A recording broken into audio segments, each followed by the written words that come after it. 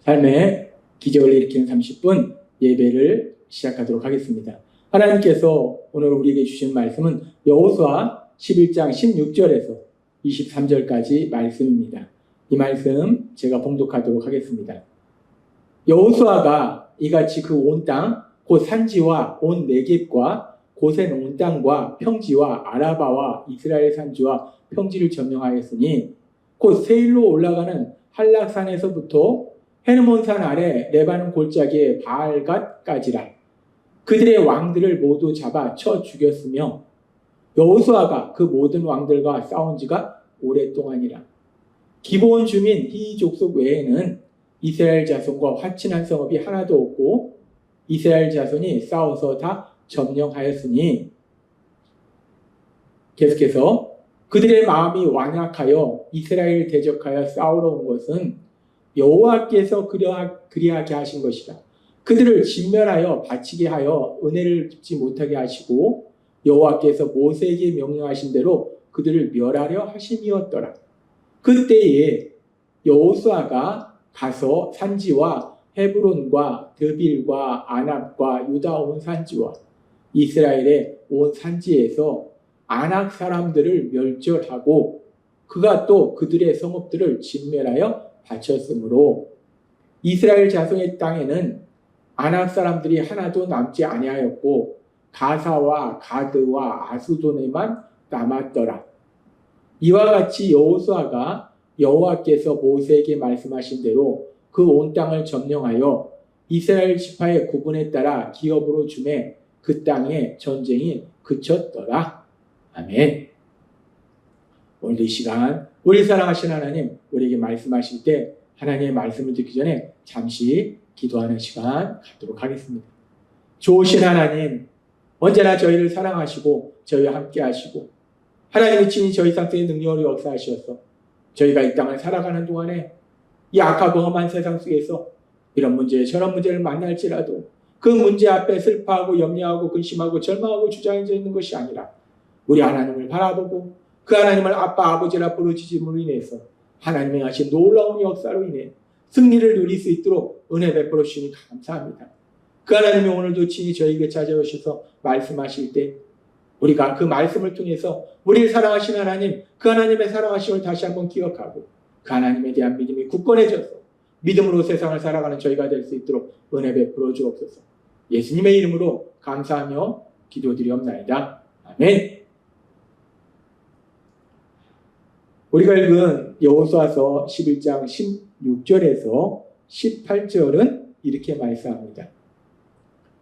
여호수아가 이같이 그 온 땅, 곧 산지와 온 네겝과 고센 온 땅과 평지와 아라바와 이스라엘 산지와 평지를 점령하였으니 라고 말씀합니다. 40년 전만 해도 애굽에 종으로 살고 있었던 이스라엘 민족들이었어요. 노예로 살고 있었어요. 그런데 노예로 살고 있던 그들을 하나님이 불쌍히 여기시고 사랑하셔서 모세를 통해서 출애굽시켜 주시고 이제 여호수아를 통해서 가나안 땅에 들어갔을 때 자신들보다 더 강력한 군사력을 가진 그 땅의 모든 민족들을 물리치고 그 땅을 하나하나 점령해 나간다는 거예요. 중부 지역을 점령하고 남부 지역을 점령하고 북부 지역을 점령하고, 그래서 그 가나안 땅을 자신들의 땅으로 만드는 그 신나는 역사가 일어났다는 거예요. 그렇게 지금 여호수아 11장 16절은 그 말씀이에요. 그 온 땅, 가나안 땅의 온 땅을 이스라엘 백성이 하나하나 정복해가는 너무나 신나는 그런 모습이에요. 전쟁할 때마다 그 막강한 군사들 앞에서 두려워할 수밖에 없는데 그때마다 하나님이 함께 하시고 말씀하실 때 두려워하지 말라. 내가 너희에게 승리케 하리라 말씀하시고 승리하도록 역사하신다. 그 신나는 전쟁이 계속되는 거예요. 그래서 결국 이스라엘이 가나안 땅을 차지합니다. 11절 이렇게 말씀해요. 곧 세일로 올라가는 한락산에서부터 헤르몬산 아래 레바논 골짜기의 바알갓까지라. 그들의 왕들을 모두 잡아 쳐 죽였으며 라고 말씀합니다. 그렇게 이스라엘 백성들이 이제 가나안 땅을 정복하는 전쟁을 치르고 하나님의 도우심을 승리해서 그 땅을 차지합니다. 그러면서 11장 18절은 이렇게 말씀해요. 여호수아가 그 모든 왕들과 싸운 지가 오랫동안이라 라고 말씀합니다. 그렇게 이스라엘 백성들이 가나안 땅을 중부, 남부, 북부 지역을 하나하나 점령해 가고 그렇게 전쟁을 한 지가 오래되었다는 거예요. 오랜 시간 전쟁을 하면서 이제 그 땅을 차지한 거예요. 그러면서 그렇게 오랜 시간 전쟁을 통해서 그 땅을 하나하나 차지해 가고 그러면서 여호수아 11장 18절, 19절과 20절은 이렇게 말씀합니다.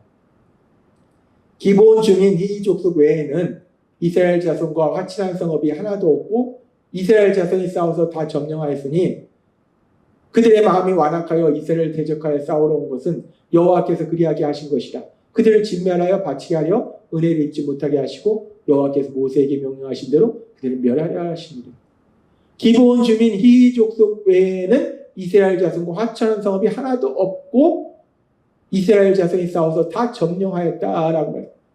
이 말씀은 우리가 앞에서 살펴봤지만 히 족속만이 거의 항복하다시피 이스라엘에게 평화조약을 맺어서 목숨을 부지할 수 있었고 나머지 중부, 남부, 북부 지역의 중요한 모든 성들의 군사들과 왕들은 이스라엘 대적함으로 해서 결국 죽임을 당했다. 그리고 그 성의 모든 호흡 있는 자가 진멸당했다. 지금 이 말씀은 그렇게 이제 가나안 땅에 이스라엘 군사들이 대적했던 그 모든 사람들과 그 성의 모든 백성들이 진멸당했다. 그런데 오로지 히 민족만이 살아남았다라는 말씀이라는 거예요. 그렇게 가나안 땅에 그 모든 민족들이 히 족속 빼고는 진멸당했는데 성들의 그 가나안 땅에서 이스라엘 군사에게 대적했던 성들의 그 모든 백성들은 진멸을 당했는데 그러면서 여호수아 11장 20절의 말씀을 우리가 다시 한번 살펴보면 그들의 마음이 완악하여 이스라엘 대적하여 싸우러 온 것은 그렇게 여리고성, 아이성, 가나안 땅 남부 연합군, 가나안 땅 남부의 성들, 가나안 땅 북부의 연합군들 그렇게 그들이 이스라엘 백성과 대적한 것은 그들이 마음이 완악해져서 이스라엘 백성과 싸운 것은 여호와께서 그리하신 것이라라고 말합니다. 여호와 하나님이 그들의 마음을 완악하게 하셔서 그들이 이스라엘 백성과 싸웠다. 그들의 마음에 악한 마음을 갖게 해서 이스라엘 백성과 싸웠다. 라고 성경은 말씀해요. 하나님이 가나안 땅 백성들의 마음을 완악하게 악하게 만드신 걸까? 이와 비슷한 말씀을 우리는 출애굽의 과정 속에서도 그 당시 애굽의 왕이었던 바로의 그 모습에 대해서 하나님이 말씀할 때 볼 수 있어요. 출애굽기 3장 4장 21절은 이렇게 말씀합니다. 여호와께서 모세에게 이르시되 너가 애굽으로 돌아가거든 내가 너의 손에 준 이적을 바로 앞에서 다 행하라. 그러나 내가 그의 마음을 완악하게 한즉 그가 백성을 보내주지 아니하리라. 하나님께서 모세를 애굽 땅에 보내주셔서 모세를 통해서 이스라엘 백성을 애굽에서 나오도록 인도하라고 말씀하시면서 그런데 그 앞에서 기적을 행할지라도 그가 이스라엘 백성을 보내주지 않는다. 왜냐하면 내가 하나님이 그의 바로의 마음을 완악하게 하신다라고 해요. 하나님이 바로의 마음을 완악하게 하신다. 악하게 하신다. 강팍하게 하신다. 하나님이 바로의 마음을 강팍하게 하셨다. 이 말씀은 출애굽기 14장 8절에서도 이렇게 말씀합니다. 여호와께서 애굽 왕 바로의 마음을 완악하게 하셨으므로 그가 이스라엘 자손의 뒤를 따르니 이스라엘 자손이 담대히 나아갔습니다. 바로가 10가지 재앙 이후에 이스라엘 백성들이 출애굽하도록 허락한 이후에도 바로의 마음이 완악해서 내가 괜히 이스라엘 백성을 풀어줬다. 쫓아가자. 그들을 잡자. 그들을 죽이자. 라고 쫓아갔다는 이 모든 것이 바로의 마음이 완악한 건데 지금 이 말씀 보니까 여호와께서 애굽 왕 바로의 마음을 완악하게 하셨습니다. 가나안 땅에 그 백성들의 마음을 완악하게 하시고 바로의 마음을 완악하게 하셨다. 하나님이 그들의 마음을 완악하게 하셨다. 왜 그러셨을까? 우리가 이해할 수 없어요. 하나님이 완악하게 하셨다. 하나님이 그들을 악한 마음을 흠뻑하시고 그리고 그들이 악하다고 멸하신 거예요. 이게 말이 되는가? 우리가 상식적으로 이해할 수 없어요. 그런데 이 부분에 대한 해답을 완악하게 하셨다. 여호와께서 완악하게 하셨다라는 말씀이 무엇을 의미하는지 그 해답을 우리는 이제 로마서 1장 24절과 28절의 말씀을 통해서 명확하게 알 수 있습니다. 로마서 1장 24절에 28절에 이렇게 말씀합니다.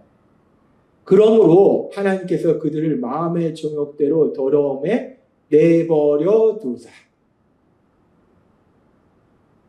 사람들이 악한 마음을 품고 있을 때 그 정욕대로 살아가는 거, 욕심대로 살아가는 거, 하나님이 욕심을 갖도록 하신 것이 아니라 욕심대로 사는 걸 내버려 두사람, 내버려 두셨다. 그냥 놔두셨다는 거예요. 로마서 1장 28절도 말씀합니다. 또한 그들이 마음에 하나님 두기를 싫어하며 하나님께서 그들의 상실한 마음대로 내버려 두사. 로마서는 명확하게 말씀합니다.